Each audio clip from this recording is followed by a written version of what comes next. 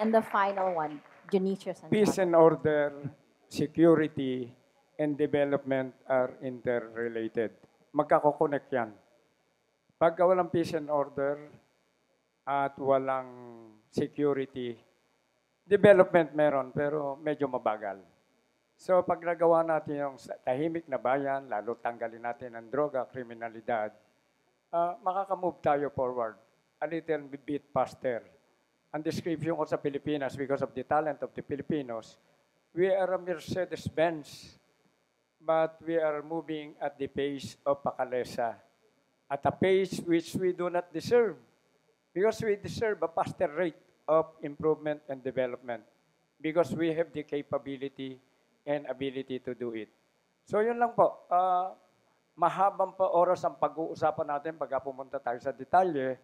Yun na lang sasabihin, peace and order,